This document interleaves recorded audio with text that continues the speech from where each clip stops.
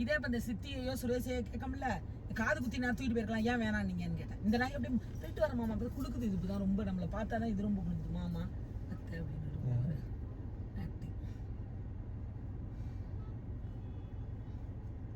மண்டபத்துல போய் கிரிக்கெட் பார்த்துட்டு வந்துருக்கு.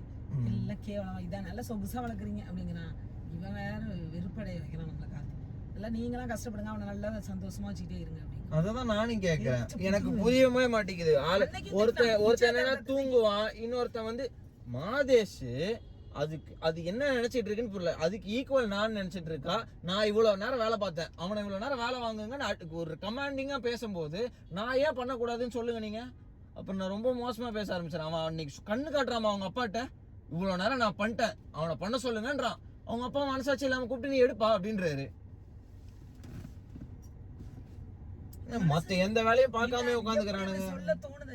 இப்ப நானும் வீட்டுல வேலை பார்த்துட்டேன், அவங்களுக்கா வரணும். ஐயோ அவங்க ரொம்ப நேரம் பார்த்தாங்க, நம்ம போய் கொஞ்சம் பார்க்கணும் அப்படின்னு தோணணும். அது வரணும், தானா வரணும். இப்ப நானே வேலை பார்த்துட்டே வீட்டு வேலை பார்த்துட்டு இருக்கேன், இந்த பிள்ளை இங்கேருந்து வருது, நம்ம கடைக்கு போயிட்டு வரோம், சும்மா இருக்கக்கூடாது அப்படின்னு பார்க்கணும்னு ஒரு மைண்ட் செட் பண்ணி பாக்குறாங்கல்ல, அது மாதிரி தான் சொல்றேன்.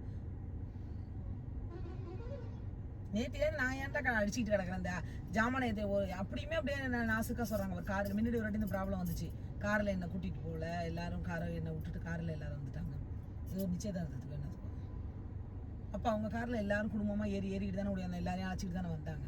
கொஞ்ச நாளும் யோசிச்சு அது செயல்படுத்துவோன்றது அப்படி இல்லை. ஒரு ஜாமானோட இதுதான் என்ன, அவங்க எப்படியாவது வந்துருக்காங்க, இவ்வளோ ஜாமானை எடுத்துட்டு போயிட்டோம், இதான் ஒரு பிளான் பண்ணிக்கணும்ன்றது மனசாட்சி இல்லாமல் தானே எல்லாரும் நேற்று நடந்துச்சுங்க.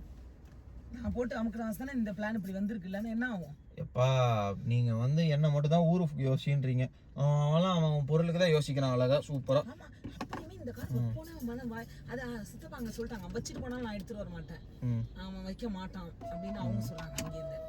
அப்ப அவ்வளவு கேவலமா கார் வச்சதுன்னா வைக்கட்டு. இப்ப என்ன இதுவா கார் கொடுத்துச்சா என்ன? நீ ஏன் ஓட்டுறதா நான் கேக்குறேன். லூசு மாதிரி ஓட்டுது.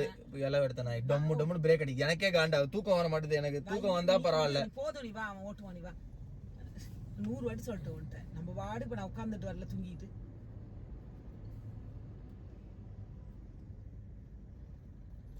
அது என்ன பழக்கம்ன்ற? கார் ஓட்ட சொல்லி கொடுத்தவங்களுக்கு கார் கொடுக்க மாட்டேங்குது. என்கிட்ட சொல்லுது, நீ ஏன் இருந்துட்டு கார் எடுத்துட்டு வா. இப்ப இந்த கார் அங்க இருக்கணும்னா நான் இருக்கணுமா, 4 நாள் நான் இருந்து கார் எடுத்துட்டு வரணுமா? ஏன் வந்து தின்றவா போறாங்க காரு?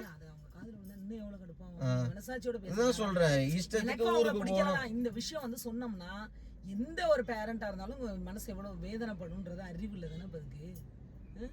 அப்பா சொல்றப்பே நான் திட்டுவேன், சொல்லக்கூடாது அப்படின்னு சொல்லுவேன். இந்த நாயே உங்களுக்கு எவ்வளவு வேதனை, வண்டி இல்லைன்னு அப்பா கூட வண்டி வாங்கணும்னு நினைச்சு கொடுக்கல, வண்டி வாங்கி கொடுத்தோம். அதெல்லாம் நம்ம நன்றியோடு நினைச்சு நான் அதை தான்ப்பா நினைச்சுக்கிறேன். அங்கே நல்லா இருக்குமோ இல்லை, அவங்க 1000 இது பண்ணாலும் நம்மளுக்கு அப்போ வீடு கட்டும் போதெல்லாம் கொஞ்சம் கஷ்டப்பட்டு செஞ்சு கொடுத்தாங்க. போ பாலகிருஷ்ணபுரத்துக்குலாம் வெயில் வேதனையில நின்னாங்க அப்படின்னு அப்பாட்டே நான் நிறைய வாட்டி சண்டைக்கு போவேன். பெரியப்பா கூட அந்த ஹெல்ப் எல்லாம் பண்ண மாட்டாரு, சும்மா நம்ம சொல்லக்கூடாது. அவங்களும் ஒன்னும் சொல்லமா, அவங்க தான் நல்லா தான் சொல்றாங்க.